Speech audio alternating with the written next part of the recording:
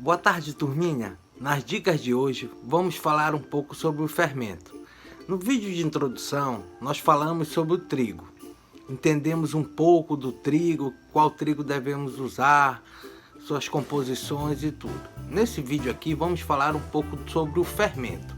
Qual fermento usar para a nossa fabricação de pão caseiro? O que nós mais conhecemos é aquele fermento químico, aquele fermentozinho para bolo, aquele fermento em pó. Mas o que nós iremos usar é o fermento biológico. Eu vou falar um pouco aqui do fermento químico. O fermento químico é aquele fermento que as pessoas chamam de fermento em pó. Aquele que vem, que é o mais conhecido, é aquele Royal, naquela embalagenzinha branca, azul e vermelha. Esse fermento, a base dele é de bicarbonato. Ele é mais indicado para usar para fazer bolos, tortas, e algumas receitas específicas de pão se usa ele, mas no final, o resultado final, o pão fica com uma textura de bolo.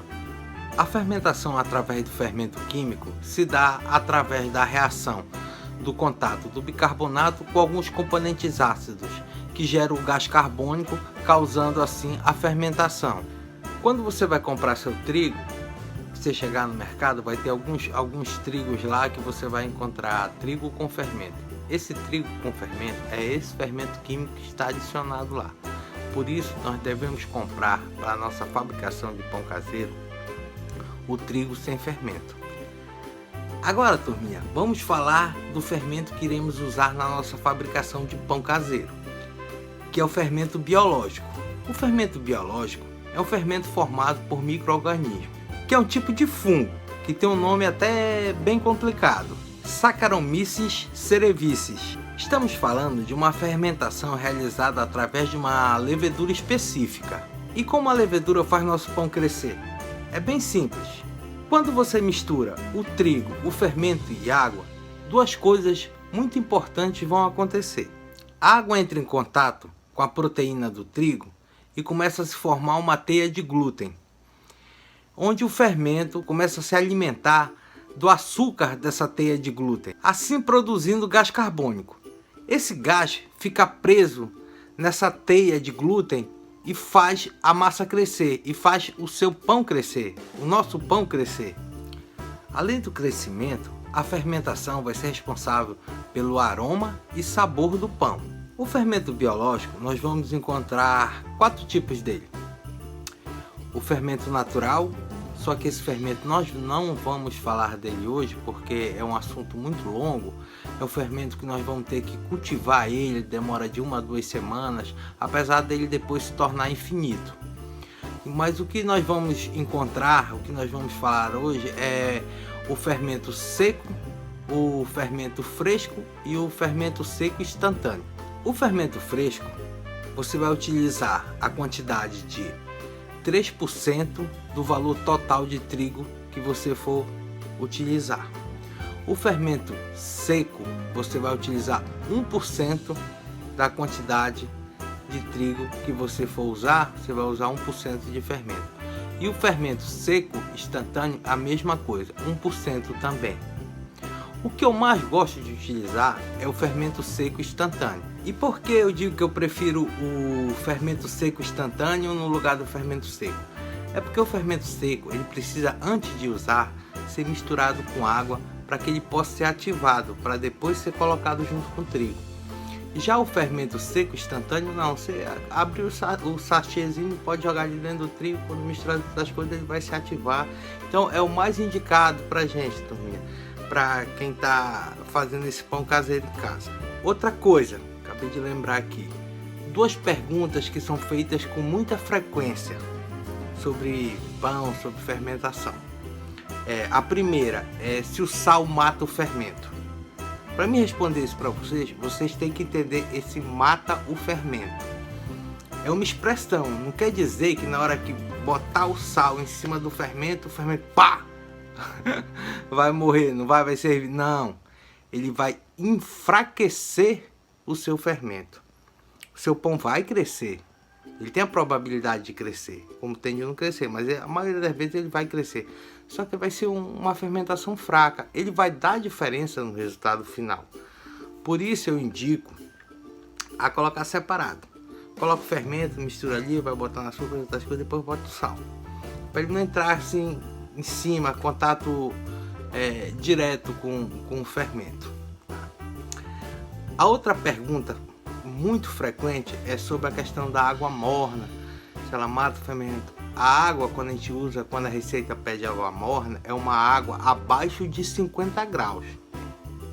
Se você colocar uma água que você aguenta o dedo, colocar o dedo em cima, é tipo aquele ponto de mamadeira.